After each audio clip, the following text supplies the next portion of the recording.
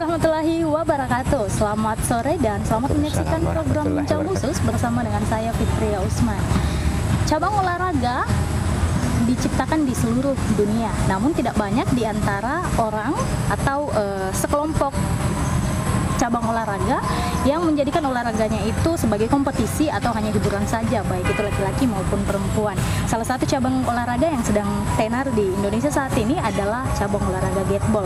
Di episode Bincang Khusus kali ini kita akan mengangkat tema terkait dengan cabang olahraga gateball. Untuk itu saat ini saya sudah bersama dengan salah satu narasumber kita. Beliau adalah ketua dari cabang olahraga gateball di Kota Palu. Terlebih dahulu kita sapa dulu narasumber kita. Assalamualaikum warahmatullahi wabarakatuh. Waalaikumsalam warahmatullahi wabarakatuh. Oke, baik Pak. Di episode kali ini kita akan mengangkat tema terkait dengan cabang olahraga gateball, di mana cabang olahraga gateball ini merupakan cabang olahraga yang baru ya di Indonesia, terus di Kota Palu itu sendiri. Mungkin bisa diceritakan sedikit terkait dengan latar belakang gateball itu? Gateball sih sebetulnya tidak tergolong baru di Indonesia. Perkembangannya sudah kurang lebih 20 tahun. Pertama kali dibawa oleh turis-turis Jepang ke Bali. Kemudian di Bali lah kemudian olahraga ini untuk Indonesia pertama kali berkembang. Kalau untuk Sulawesi Selatan sendiri kurang lebih sudah 5 tahun semenjak terbentuknya kepengurusan Pergatsi Sulawesi Selatan. Untuk Kota Palopo sendiri kepengurusan kita baru berusia 1 tahun. Gateball adalah sebuah olahraga yang kemudian memang mungkin secara fisik tidak harus mengeluarkan tenaga terlalu banyak, tapi kemudian unsur game, unsur permainan dan unsur kebersamaan yang ada pada game ini, pada olahraga ini membuatnya menjadi sebuah olahraga yang menurut saya tidak capek tapi sangat menantang. Oke, baik. Tidak capek tapi sangat menantang. Nah, apa alasannya sampai Bapak mengatakan bahwa gateball itu adalah salah satu cabang olahraga yang jika dilakukan kita tidak akan merasakan bukan kelelahan ya, tapi justru sangat menantang.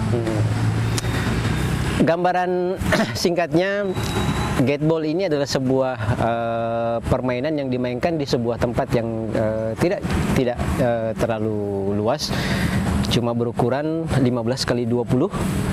Disebut dengan gateball karena permainan itu melewati 3 gate, semacam pintu kecil yang berukuran 20 kali 20 cm. Itu yang kemudian harus bisa kita masukkan bola-bola ini, permainannya. Bola ini? Iya, bola ini. Jadi kita ada dari tempat start. Dari tempat start kemudian kita akan harus memukul bola ini dan memasukkannya ke gate 1. Ada 3 gate semuanya. Ketika kita masuk ke gate-nya itulah kemudian poin-poinnya mulai bertambah. Masuk setiap gate poinnya 1 dan ada yang namanya agari karena ini olahraganya dari Jepang. Dia menyebutnya tiang semacam tiang terakhir itu yang menjadi poin terakhir yang mendapat nilai 2. Lebih banyak kepada bagaimana kemudian membuat bola kita ini bisa berhasil sampai ke garis tiang akhir itu, kemudian bisa membuat lawan kita kalah. Jadi permainan ini kita lihat ada sayap merah, itu ada putih. Ada bermacam kelas di dalamnya. Bergu belahnya jumlahnya ada 10. 1 sampai 10, kemudian yang ganjil berwarna merah dan yang genap ini berwarna putih. Dimulai dari angka 1 kemudian berurutan sampai ke 10 cara bermainnya. Siapapun yang kemudian ada jangka waktu sebanyak 30 menit untuk menyelesaikan setiap pertandingan. Siapa yang kemudian poinnya paling tinggi di akhir 30 itulah yang menjadi pemenang. Oke, baik Pak. Nanti kita akan mengulas lebih dalam terkait dengan mekanisme permainannya. Tapi terlebih dahulu saya ingin bertanya dulu nih, kenapa cabang olahraga gateball itu dikatakan sebagai cabang olahraga yang tanpa batas atau barrier free sport? Nah, olahraga ini bisa dimainkan oleh siapa saja.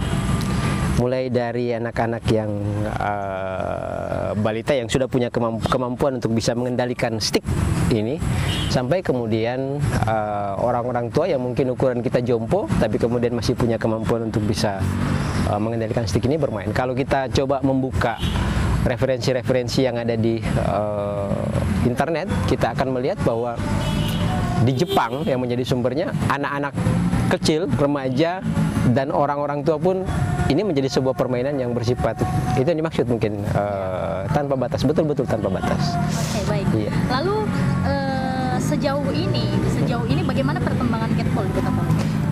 Di Kota Palopo, ya seperti saya sampaikan, kepengurusan Pergatsi sendiri sudah ada berumur 1 tahun.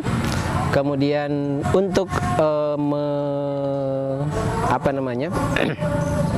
menggaungkan Gateball itu, kemudian Pergatsi membentuk beberapa klub. Ada di Palopo sekarang ada 5 klub yang ada. Yang pertama, kalau saya bisa sebutkan, adalah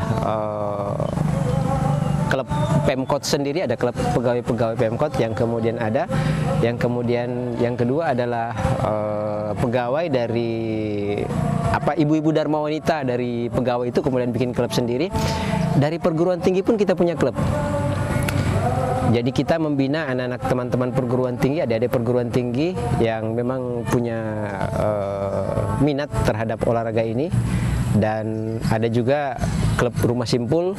Jadi seluruhnya ada 5 klub yang ada di Kota Palopo. Jadi sampai saat ini sudah ada 5 klub. Iya. Baik, saya pegang sebuah bola dari Gateball tersendiri, dan ini memiliki berat yang kalau saya nggak salah sekitar 0,4 kilo, 0,25. Nggak terlalu berat ketika dipakai.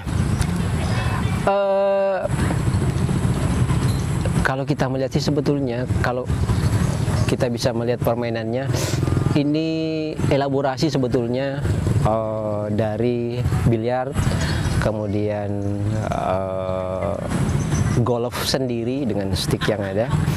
Bahkan mungkin ada yang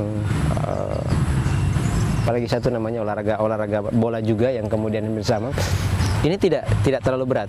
Jadi memang ada beberapa cara memakai stick pun orang kemudian beragam. Jadi pada intinya Gateball itu adalah kemudian bagaimana bola kita ini kemudian bisa masuk ke gate yang ada dan meraih poin. Kemudian kita pun bisa menghindari serangan lawan, karena putih lawan merah, semua berusaha secepatnya meraih poin, tapi kemudian bisa menghindari serangan-serangan dari pihak lawan. Baik, saya bisa boleh. Sedikit ringan, sekitar setengah kilo. Iya. Setengah kilo ditambah 1/4 kilo, berarti sudah hampir sekilo. Gimana caranya sejauh ini menurut pengalaman Bapak sendiri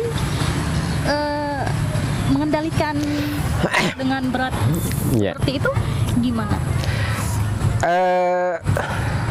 Sebetulnya permainan ini menurut saya buat entertain seperti ini sebuah permainan yang kemudian sangat menghibur gitu. Intinya adalah kemudian sama dengan kita ketika kita ingin memukul bola.